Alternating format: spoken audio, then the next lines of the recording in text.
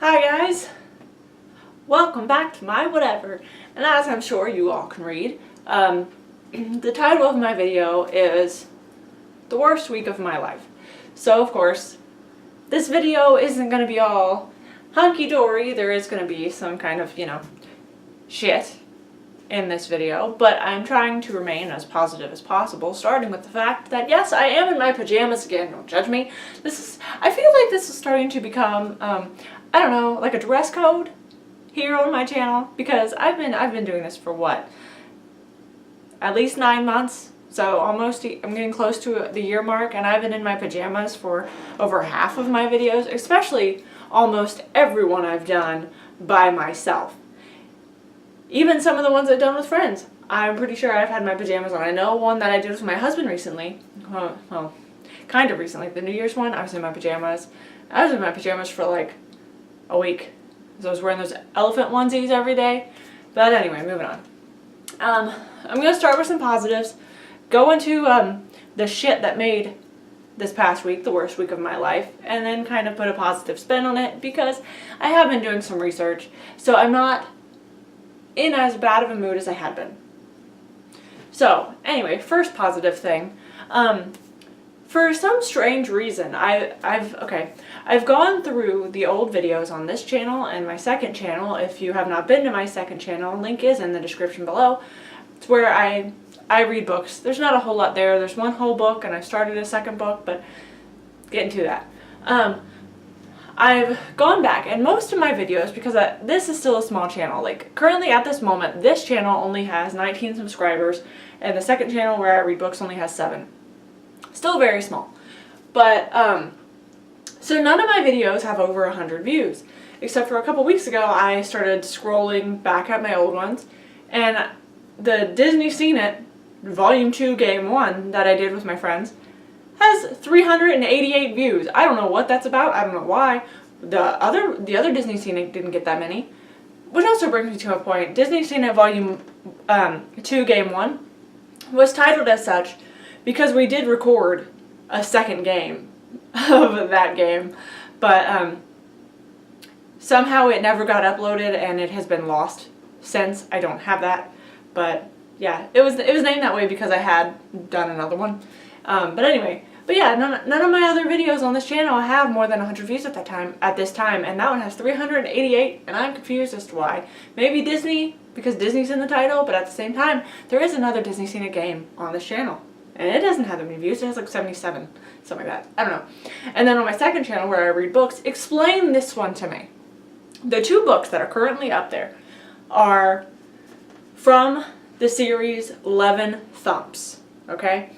And book 1 is up. It's been up since like the end of January because I was supposed to read a book a month, but apparently I decided to skip the month of February. I don't know, it just kind of, February just kind of came and went, and without me noticing. And then I went back down to do some recording the other day, and I was like, I skipped February. Interesting. But anyway, so I started recording again, and book 2 of the series is in progress, and here's what I want explained to me that I don't understand. Chapter 2 of book 2 has, as of today, like I just checked it today, has 121 views. I uploaded it 6 days ago. It got 60-something views almost instantly. And I know I'm going to be watching this in a few years going, 121 views in 6 days, that's nothing. But for me right now, with only 7 subscribers on that channel, it's definitely a lot. And I actually got, from when I uploaded that video, I actually got 2 more subscribers, and I got some nice comments on them. But it's just funny to me that chapter 2 of book 2 has 100 and something, when again, none of my other videos, none of my other chapters or the other book has that many views. So it's like people just skipped ahead. Just ignore the beginning, the first chapter and the prologue, ignore the entire first book. We're just going to start with chapter 2 of book 2. I don't know. I'm rambling, sorry. Okay. But anyway, to the kind of sad news. I was talking to you in my last video. Okay, a lot of this is kind of in regards to the last video. First, I want to hit on my car. It has been decided that my car is totaled. And the money that I am getting for my car that would help me get a new car is, well, has to go towards the loan that I had on this car. And I didn't have this car very long, so I hadn't paid much on the loan. And it turns out that I am not getting back enough to pay off the loan. So I'm still going to owe on the loan. So I don't know how going about getting another car is going to go. But I 100% need a new car, as well as my husband needs a new car, because since my car has been, you know, out of commission, my husband's car has gotten worse. It's gotten to where it doesn't want to start half the time, so it's on its last leg. So not only do we have to get me a replacement car, we have to get him a new car, and we might be able to sell his car to, like, you know, someone who's a mechanic and really wants to use it as like practice or wants to fix it up or something, because it's really kind of a piece of junk. But I mean, if someone's really intelligent in cars, they might be able to do something with it, but we're not, and we quite frankly don't have the money to fix it. So getting a new one is our option. We just have to figure out how, because again, we're not getting enough money to pay off the loan for my car. So when our tax return comes in, some of that is going to have to go towards paying off the rest of the loan and then looking for cars. But that's like low on my sad news of my shitty week. That was at the beginning of the week.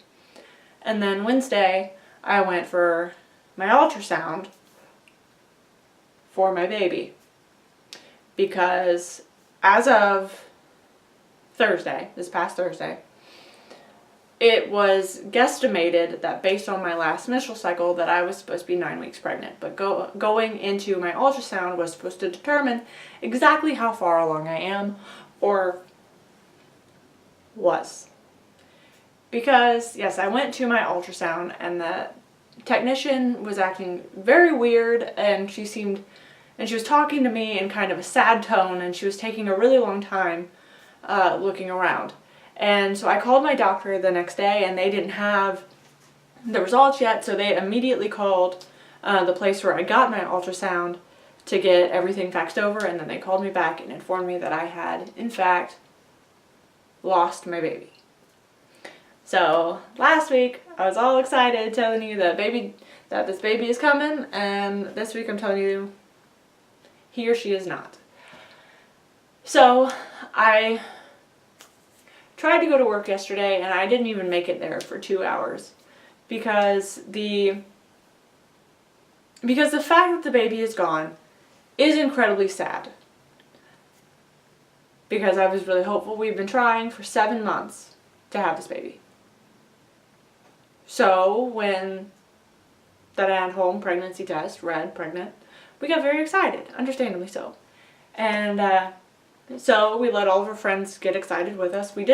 A lot of couples wait about 3 months in the pregnancy before they tell anybody, and we didn't do that because we've just been so excited, and this was going to be my first baby, because as you should know by now, the Rugrat is not biologically mine. So I have never carried a baby. So I was just really excited, and I couldn't contain my excitement, so we told people. So with the next pregnancy, we will probably try to wait a little longer. But anyway, I tried to go to work yesterday, and in talking to people, it just became really hard. Sorry, I don't know why I keep rubbing my face. It just became really hard because every person I would talk to, I had to actually say the words, "I lost my baby." And every time I would say it, I would start to cry a little, and then after 2 hours of being there, I realized that I had spent more time crying and focusing on the loss than I had in the time since I had learned that I lost it on Thursday. Because on Wednesday, I had a feeling that something was wrong, but the technician, of course, is not allowed to tell me. I have to hear it from my doctor. So waited kind of worriedly all Wednesday night and Thursday morning, but me and my husband kept saying to each other, everything's fine. Everything's going to be okay. And even if we did get the bad news that we did in fact later get, that everything will be fine. We'll try again and everything will be fine. And then we got the news and, you know, we were obviously heartbroken, and I had to call him while he was at work, and he came straight home to me. And, you know, like any good husband and expectant father would, he came home to me and we spent the day together. I was at the time babysitting my friend's baby, and kind of sadly, I was actually on the phone getting that news while he was dropping his child off. But I didn't want to tell him because I didn't want him to decide that he couldn't leave her, because honestly, having her here to babysit and play with the Rugrat was a distraction. It kept me busy, and I was playing with her, and I wasn't so focused on the sadness that I had just, you know, been delivered. So, of course, I was sad, and I went to work yesterday, and I spent most of the 2 hours that I was there upset and crying, and I finally decided, I called my parents, because again, I don't have my car. I called my parents to come pick me up, and they brought me home. And I'm supposed to be at work right now, but I've decided to take the weekend off, and my friends and everybody that has been told the news, they are on behalf of me telling everybody else, so that way when I go to work next week, I don't have to tell anybody. They can just come up to me. If they want to say something, they can come up to me and say, I'm so sorry, but I don't actually have to say the words. So next week should be easier. This week I'm taking it off. Because it is hard. I did learn that through the people that I did tell, just how common it is. Because I know my doctor had told me that it's more common than you would think, and I'm just like, of course she's supposed to tell me that, but the number of people that I talked to when I told them that I had lost my baby, who responded with, they've been there, they've gone through that, and some of them multiple times, it shocked me. Because, yeah, I know what happens, but to think that I know so many people who have been through it, and so many of them have gone through it more than one occasion, and they still have healthy children. So, it both blew me away and gave me promise. So, we've been doing some research and asking around, and we realized that once, because I still have bleeding, because, you know, as that is common with miscarriages,